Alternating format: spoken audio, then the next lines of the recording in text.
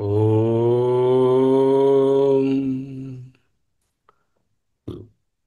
ఓం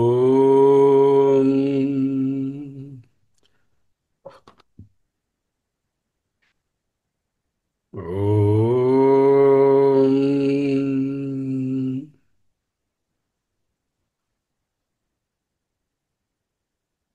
స్థిర సుఖమాసనం.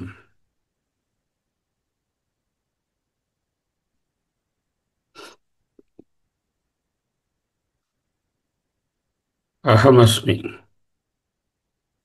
అహమస్మి. అహమస్మి.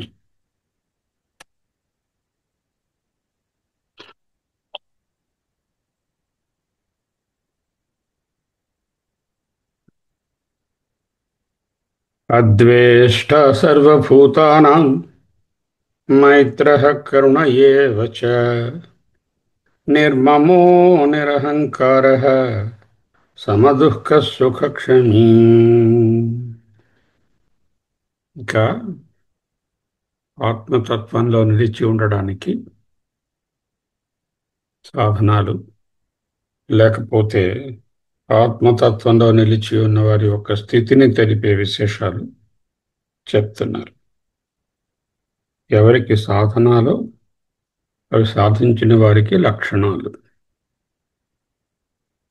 మయ్యేవ మనాధత్స్వ మయి బుద్ధిం నివేశయ నివసిష్యసి మయ్యేవ అత ఊర్ధ్వం న సంశయః.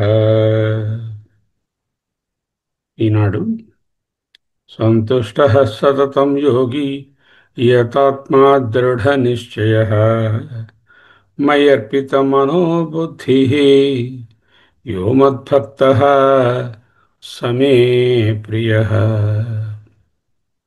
సంతుష్టః సతతం యోగి యతాత్మా దృఢ నిశ్చయః మయ్యర్పితమనో బుద్ధిః యో మద్భక్తః సమే ప్రియః.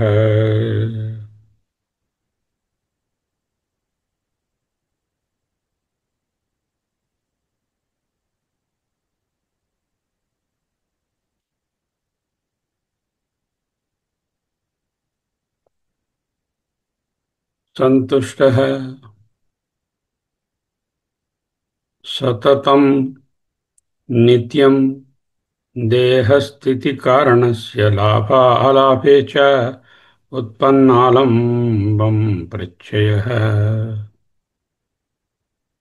అంటే దేహస్థితి కారణస్య, దేహాన్ని నిలబెట్టి ఉంచడానికి కారణమయ్యే ప్రత్యయములు, పదార్థములు, లాభే లాభించినా అలాభే లాభించకున్నా, నిత్యము ఎల్లప్పుడూ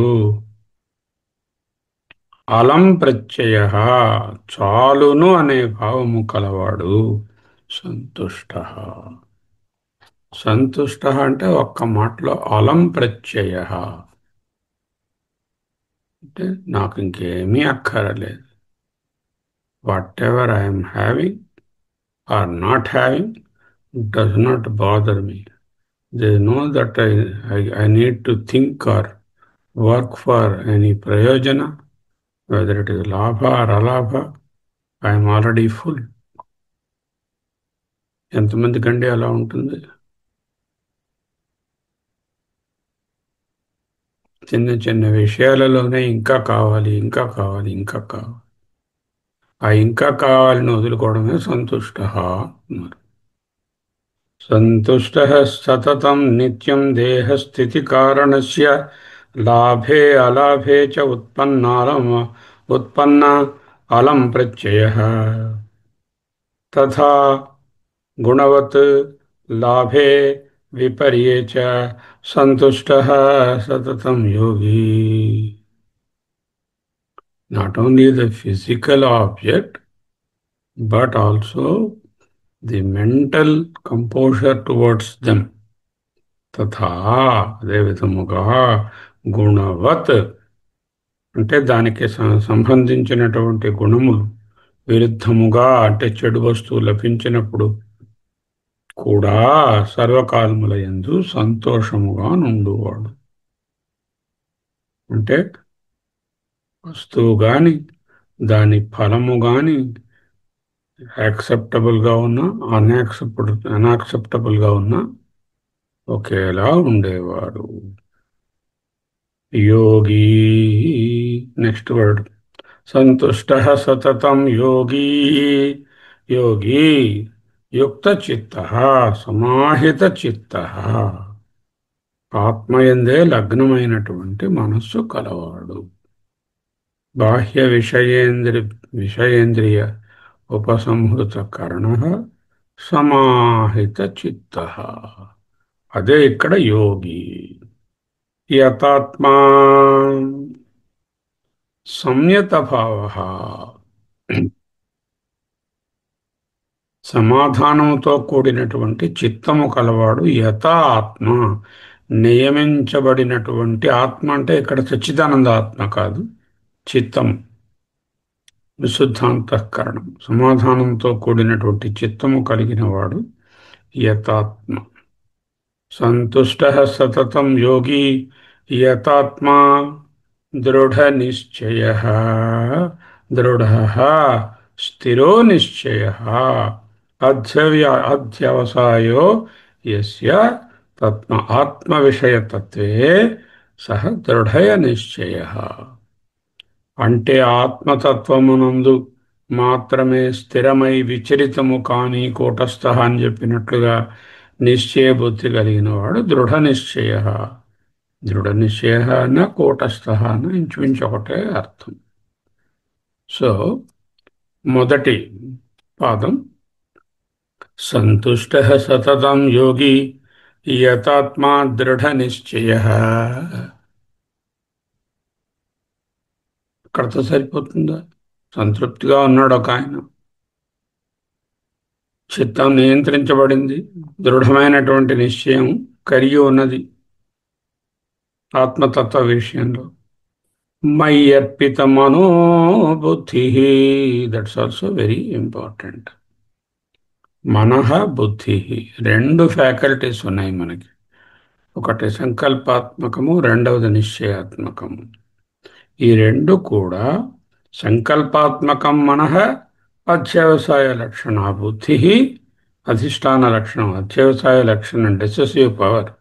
తే ఏదైతే అది మయి ఆత్మయందు, మయి ఏవ అర్పితే స్థాపితే, యస్య ఎవరైతే, సహ మయి అర్పిత మనోబుద్ధి.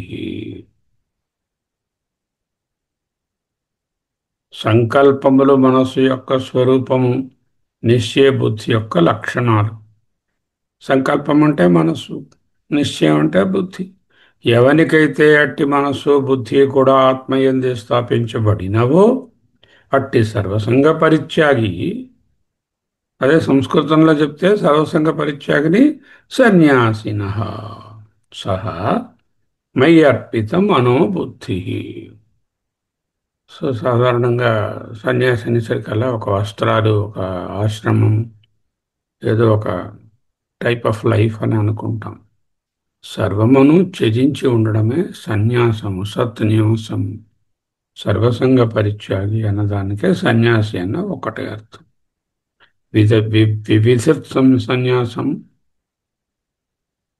వివిధిత సన్యాసం అంటే ఇప్పుడు ఇదే. దీన్ని విధివత్ సన్యాసం అంటే అది వేరే. యహ ఎవరైతే, ఈదృశ ఇటువంటి సాధనలు కలిగినవాడు, మద్భక్త నా యందు భక్తి కలిగినవాడు, సహ మే ప్రియ.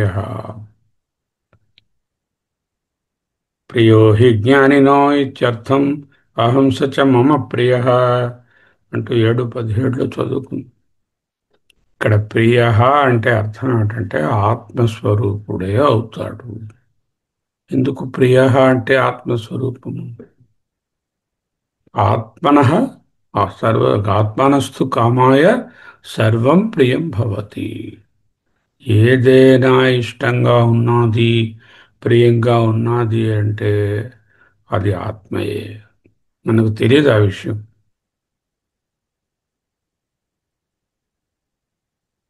వస్తువులు ఎప్పుడైతే నాకు ఫేవరబుల్గా ఉన్నాయో అప్పుడే నాకు ప్రియముడు. యోమద్భక్త సమే ప్రియ అనే దానికి డైరెక్ట్ ఆన్సర్ ఏంటంటే ఆత్మస్వరూపము నందు ఉన్నవాడు అని అర్థం. అటువంటి వాడు శ్రీకృష్ణమూర్తికి బాగా ఇష్టం, మిగతా వాళ్ళంటే ఇష్టం లేదు. అటువంటి వాడు ప్రియుడు, మిగతా వాళ్ళందరినీ శ్రీకృష్ణుడు ద్వేషిస్తాడు అనే అర్థం చూడకూడదు. ఎందుకు నమ్మే ద్వేష్యో అస్తి నా ప్రియ, నాకు ద్వేషి లేడు, నాకు ప్రియుడు లేడు చెప్పబడి ఉంది ముందు. ఆత్మకు ద్వేషం ఏమిటి, ప్రియమేమిటి? ఆత్మలో గుణాలు లేవు కదా. యోమద్భక్త సమే ప్రియ అంటే ఆత్మస్వరూపమునందు ఉన్నవాడు.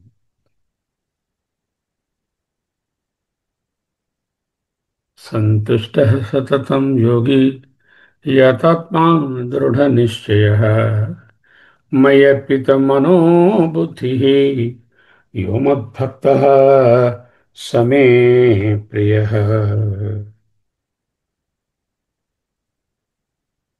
అద్వేష్ట సర్వభూతానాం మైత్రః కరుణ ఏవ చ నిర్మమో నిరహంకారः సమదుఃఖసుఖక్షమీ సంతుష్ట సతతం యోగి యతాత్మా దృఢ నిశ్చయः మయ్యర్పితం మనోబుద్ధిః యో మద్భక్తః సమే ప్రియః.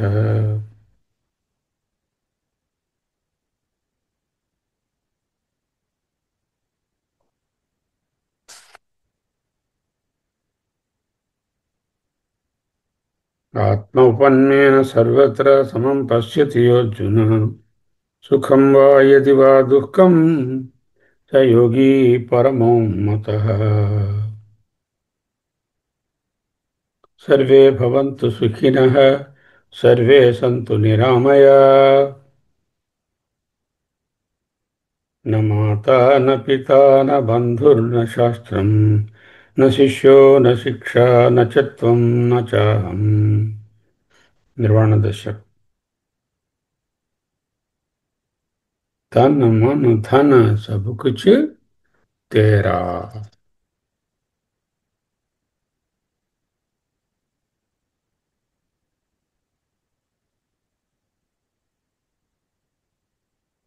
ఇక్కడ సతతం మనకు మాట వేశారు. పరిపూర్ణ భావంతో ఎప్పుడూ ఉండడం సతతం. సతతం సంతుష్ట, నిరంతరం సత్నిత్యం పూర్ణ అని అర్థం. జీవాత్మ పరమాత్మనా సహ యుజ్యతే అనేన ఇది యోగ. What is yoga? Yoga is జీవాత్మ పరమాత్మ ఏకత్వమే. అది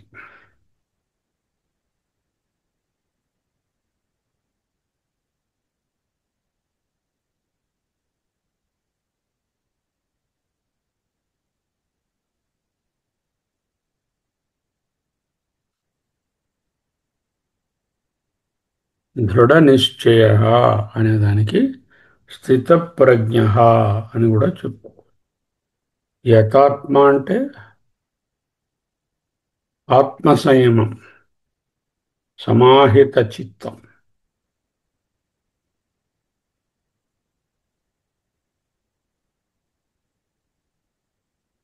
యహ మద్భక్త, అటువంటి భక్తుడే నాకు ప్రియుడు అంటే అతడే ఈశ్వర రూపంలో ఆత్మ రూపంలో ఉన్నవాడు. తేజోమయం సగుణ నిర్గుణమద్వితీయం ఆనందకందమపరాజితమప్రమేయం నాగాత్మకం సకల నిష్కలమాత్మరూపం వారాణసీపురపతిం భజ విశ్వనాథం.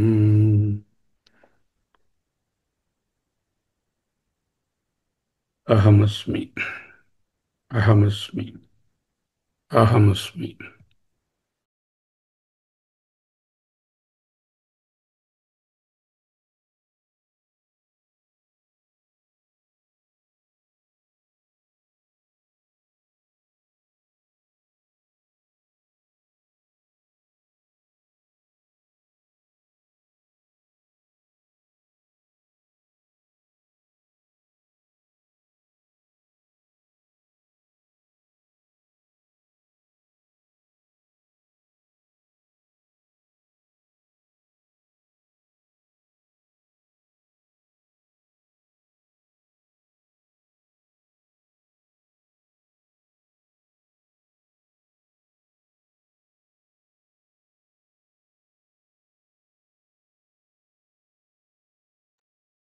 అహమస్మి, అహమస్మి.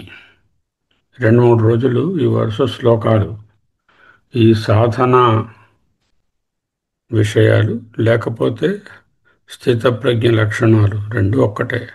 సాధించిన వారికి స్థితప్రజ్ఞునికి లక్షణాలు, సాధించబోయే సాధకునకు కారణాలు, ఉపకరణాలు అయినటువంటి ఈ శ్లోకాలు వరుసగా కంటిన్యూ చేస్తాము.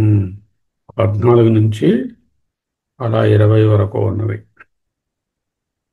సంతుష్ట సతతం యోగి యతాత్మా దృఢ నిశ్చయ మయర్పిత మనోబుద్ధి యో మద్భక్త సమే ప్రియ. తర్వాత చాలా ఇంపార్టెంట్ శ్లోకం. యస్మాన్నో ద్విజతే లోకో లోకాన్నో ద్విజతే చ యః హర్షామర్షభయోద్వేగైః ముక్తో యః స చ మే ప్రియః. యస్మాన్నో ద్విజతే లోకో లోకాన్నో ద్విజతే చ యః హర్షామర్షభయోద్వేగైః ముక్తో యః స చ మే ప్రియః.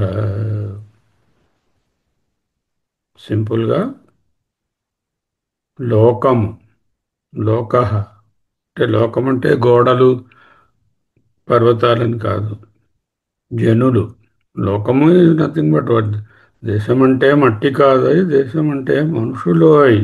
లోకమంటే జనులు ఎవని వలన ఉద్వేగమును పొందరు. అంటే భయము కంగారు రెండు కలిపితే ఉద్వేగం. భయము, fear and anxiety together is one beautiful word in Sanskrit which is called ఉద్వేగం. ఉద్వేగం. లోకంలోనున్నటువంటి జనులు ఎవరి వలన వెరపుతో కూడినటువంటి కంగారును అంటే ఉద్వేగాన్ని పొందరో, ఎవడైతే లోకము వలన ఉద్వేగమును పొందడో అంటే లోకములోని ఇతర జనుల యొక్క బిహేవియర్ వలన తాను కంగారుని భయాన్ని పొందడో, ఎవడైతే హర్షాన్ని ఉత్కటమైనటువంటి బాగా ఎగ్జాల్టెడ్ మానస ఉల్లాసాన్ని కోపము భయము ఉద్వేగముల చేత విముక్తుడై ఉండును, అటువంటి వాడు నాకు ప్రియుడు.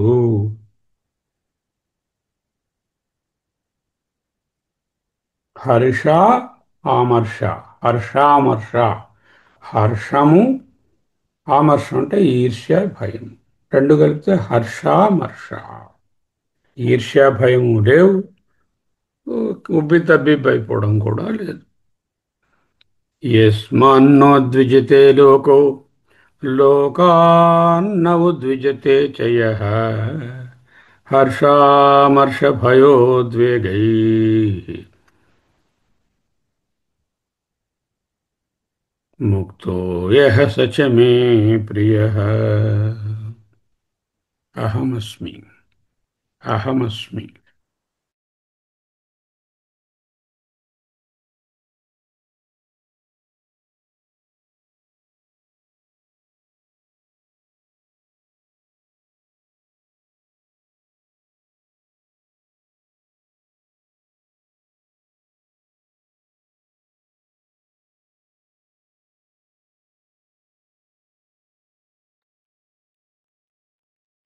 యస్మాత్ సన్యాసిను, సర్వసంగ పరిత్యాగి అయిన వారు.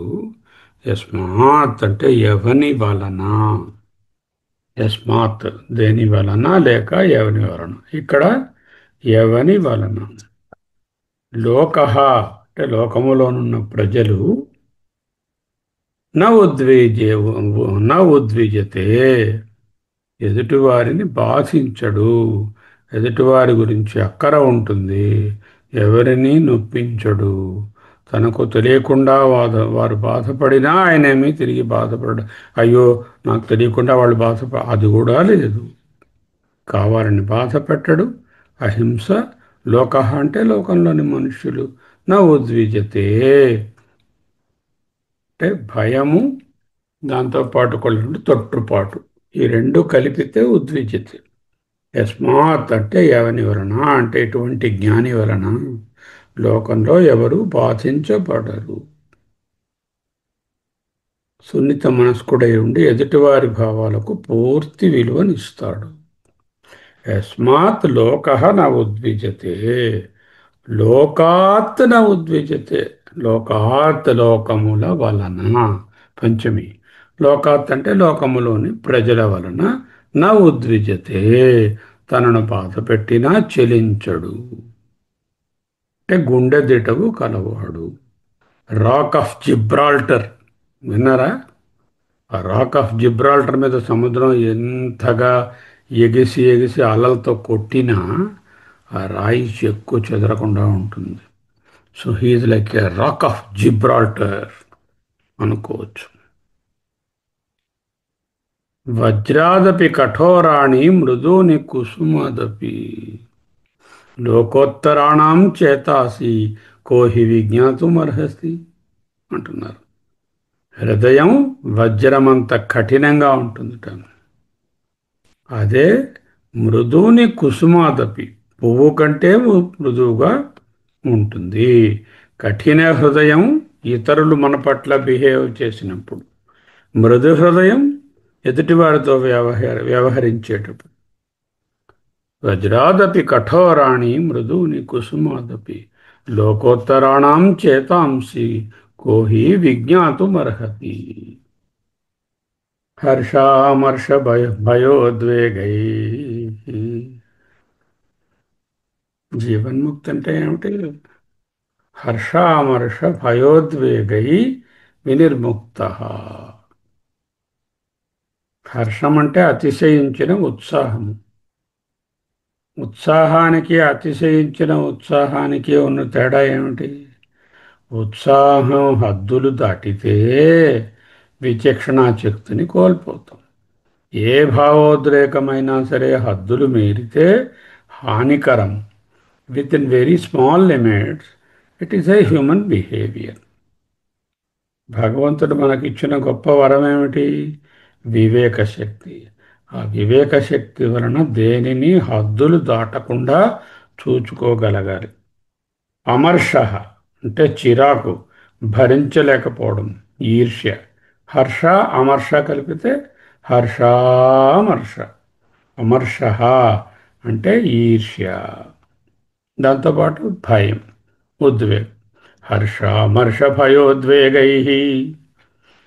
హర్షామర్షము భయ ఉద్వేగము ఈ రెండింటినీ కలిపితే మళ్ళీ ద్వంద్వ సమాసం. హర్షామర్షం ఒక పదము, భయ ఉద్వేగం ఇంకో పదము, రెండిటికి ద్వంద్వ సమాసం. హర్షామర్ష భయోద్వేగై.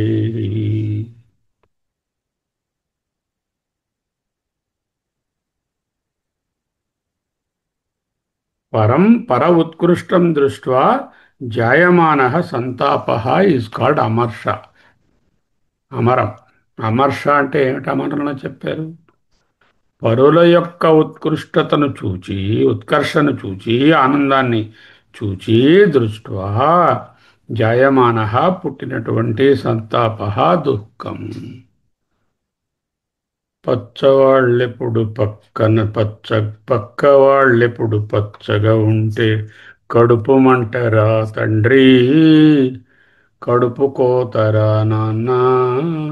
దాని పేరే అమర్షము.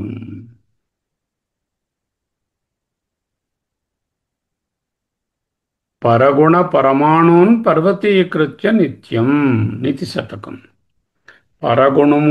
గుణములను పరమాణువంత ఉన్న పర్వతమంతగా భావించి అందరికీ చెప్పడం. అబ్బా, ఎంత చిన్న విషయమే. నిజహృది వికసంతః సంతి సంతః క్రియంతః అన్నారు భర్తృహరి.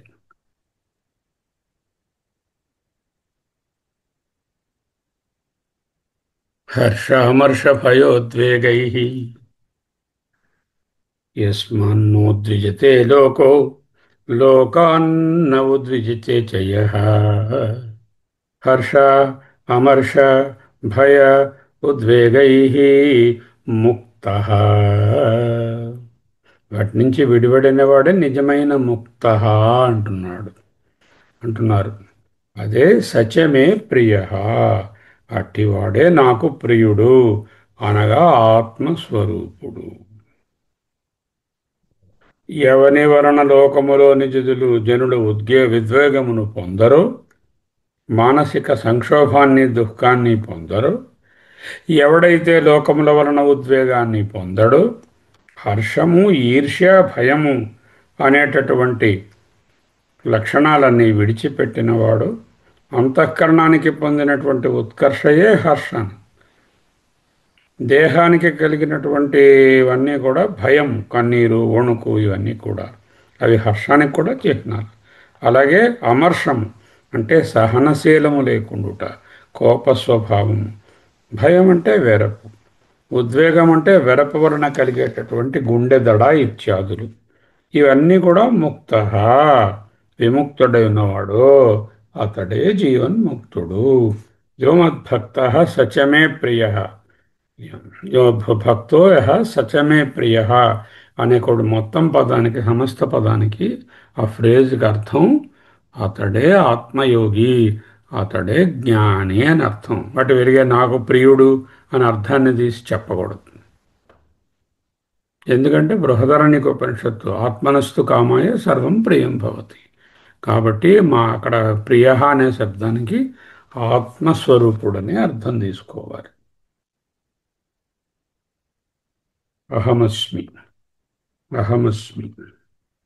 భోగే రోగభయం కులేచ్యుతిభయం విత్తే నృపాలాద్భయం మానే దైన్యభనం దైన్యభయం బలే రిపుభయం రూపే జరాయ భయం శాస్త్రే వాదిభయం గుణే ఖలభయం కాయే కృతం తద్భయం సర్వం వస్తు భయాన్వితం భువి నృణాం.